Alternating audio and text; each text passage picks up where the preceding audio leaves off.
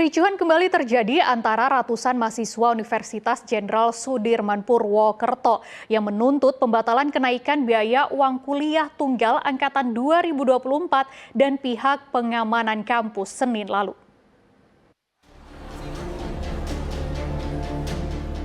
Mahasiswa Universitas Jenderal Sudirman Purwokerto Senin lalu kembali berunjuk rasa di depan gedung rektorat kampus mereka.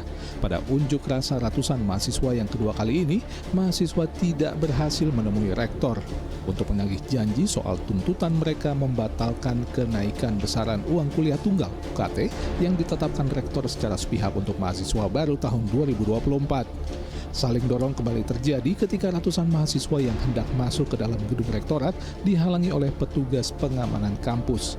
Akibat saling dorong, sejumlah kaca di pintu masuk gedung rektorat pecah berantakan. Akibat situasi yang makin memanas menjelang sore, pihak kampus mendatangkan anggota kepolisian dari Satuan Sabara Polresta Banyumas. Mahasiswa mendesak agar Rektor Universitas Jenderal Sudirman Purwokerto mengundurkan diri dari jabatannya bila kenaikan uang kuliah tunggal bagi mahasiswa baru tidak dibatalkan. Yang jelas pada hari ini kalau tuntutan kita tidak dicabut, kita menuntut untuk turunkan rektor saat ini juga.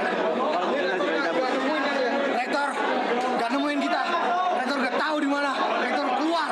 Pada saat ini kita menduduki rektorat, kita bisa menduduki, kita masuk dalam rektorat, semua masuk dalam rektorat. Belum ada keputusan saat ini. Belum ada keputusan hingga saat ini, tidak ada kejelasan. Menanggapi tuntutan para mahasiswa, pihak Rektorat Universitas Jenderal Sudirman Purwokerto menyatakan rektor tengah berada di Jakarta untuk berkoordinasi dengan Direktorat Jenderal Pendidikan Tinggi Riset dan Teknologi Kementerian Pendidikan dan Kebudayaan mengenai pencabutan keputusan kenaikan biaya uang kuliah tunggal tahun 2024 dan menetapkan besaran biaya kuliah bagi mahasiswa baru. Dan untuk sementara, registrasi ulang secara daring bagi calon mahasiswa baru 2024 yang lulus melalui seleksi nasional berdasarkan prestasi SNBP dihentikan sementara. Keinginan mahasiswa bahwa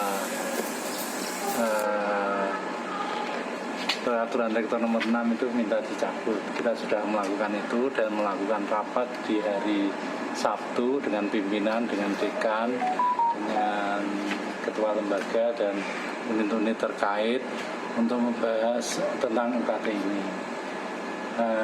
Dari hal itu, Pak Rektor hari ini ke Jakarta dalam rangka untuk membahas atau mengkonsultasikan apakah pembahasan di pimpinan ini bisa disetujui atau tidak.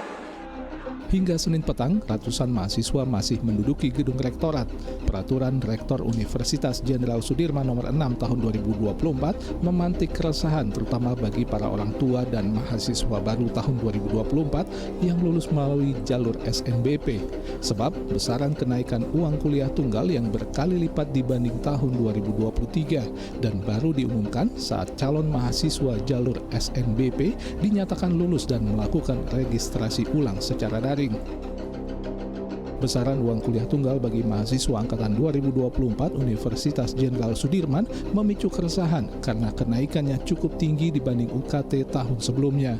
Contohnya untuk jurusan S1 Hukum, pada kelompok 3 saja besaran UKT naik 2 kali lipat dari Rp2 juta menjadi Rp4 juta per semester. Sedang kenaikan tertinggi pada UKT kelompok 7 yaitu dari Rp3 juta menjadi Rp13 juta atau naik lebih dari 4 kali lipat setiap semesternya. Sedang untuk jurusan lainnya seperti jurusan sarjana peternakan, kenaikan uang kuliah tunggal untuk golongan 3 terbilang tidak besar, yaitu dari Rp2 juta menjadi Rp2,5 juta atau 20%. Namun, kenaikan UKT untuk kelompok 4 dan 5 naik dari Rp2,2 juta menjadi Rp7,5 juta atau lebih dari 3 kali lipat, dan UKT kelompok 5 naik dari Rp2,5 juta menjadi Rp12,5 juta atau naik 5 kali lipat. Mardianto melaporkan dari Banyumas. Harga gula pasir di Klaten saat ini mencapai Rp17.000 per kilogram. Lonjakan harga juga terjadi pada komoditas bawang merah yang mencapai Rp60.000 per kilogramnya.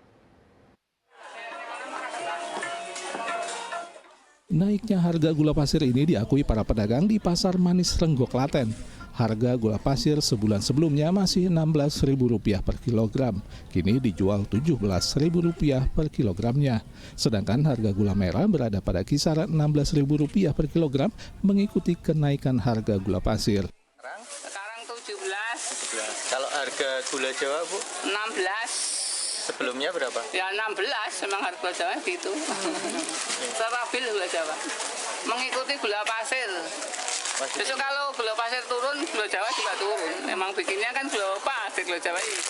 Tidak hanya gula, harga bawang merah di pasar tradisional Manis Renggo Klaten juga masih mahal. Bawang merah yang seminggu sebelumnya masih dijual di kisaran Rp50.000 per kilogram, saat ini harganya sudah naik menjadi Rp60.000 per kilogram. Sedangkan harga bawang putih relatif stabil, berada di kisaran Rp40.000 per kilogram. 50-an sekarang bisa nyampe 58, 60. Kalau yang bawang putih? Di 40 per kilo. Itu berpengaruh ke konsumen nggak, Bu? Ya berkurang, termasuknya harusnya beli sekilo bisa jadi setengah kilo kan buat belanja lainnya. Lonjakan harga bawang merah tersebut berpengaruh terhadap daya beli konsumen. Omset penjualan para pedagang pun turun. Desna Agung melaporkan dari Klaten. Tim Satgas Pangan Bareskrim Mabes Polri menggelar sidak ke sejumlah gudang bawang merah di Brebes, Jawa Tengah untuk memastikan ketersediaan stok bawang merah menyusul tingginya harga bawang merah di pasaran. Tim Satgas Pangan Bareskrim Mabes Polri didampingi Dinas Pertanian dan Ketahanan Pangan, DPKP Kabupaten Brebes, dan Asosiasi Bawang Merah Indonesia mendatangi sejumlah gudang penyimpanan bawang merah di Pantura, Brebes, Senin lalu. Di sejumlah gudang, stok bawang merah kosong, sedang di sebagian gudang lainnya hanya tersedia sedikit saja persediaan bawang merah. Minimnya pasokan bawang merah yang memantik kenaikan harga ini terjadi akibat kemarau tahun lalu dan banjir di awal tahun ini yang mengakibatkan gagal panen. Kenaikan harga ini dan kami sampaikan bahwa kenaikan harga ini merupakan dampak dari adanya berkurangnya luas panen dan produksi bawang merah di Kabupaten Brebes yang merupakan dari kekeringan pada bulan November yang berlanjut banjir pada bulan Desember dan sampai dengan Januari Februari, sehingga pertanamannya mundur, otomatis produksinya berkurang.